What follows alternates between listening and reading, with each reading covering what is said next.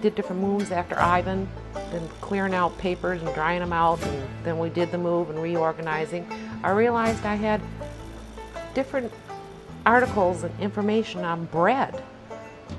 You made an occasional bread as a young housewife, but anyways, so I find it funny that now all of a sudden here I am making bread, but it was talking about nutritional bread. Within 3 hours you lose 20% of the nutrients. Within 3 days you lose 90% of the nutrients, and that's why we mill the flour and bake the product.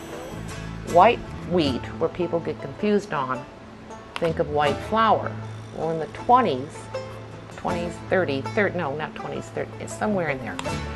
They figured out how to separate the wheat germ, the bran, the oil. These went rancid. Okay, they figured out how to separate it. They sent it off to cattle feed, and they gave us dead white bleached flour. So they had to start figuring out what to do because they depleted all the vitamins. So we don't have this kind of flour, dead white flour. Grain, retain the nutrients the Lord had in that seed, and your body says thanks.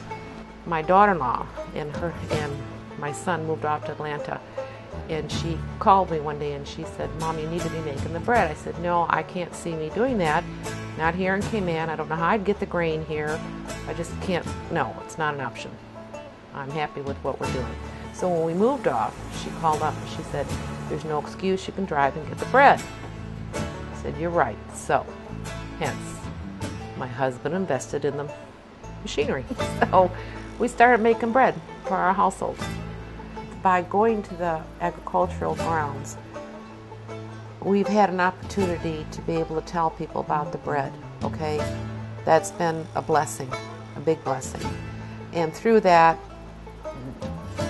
what little bit of education I show them, a visual, and then there's other places where they can go on and read and get online, to read, or I have printed out material, not much of it, and I have a disc, but there are people who are very interested. So that encourages me that people are becoming aware of what's out there.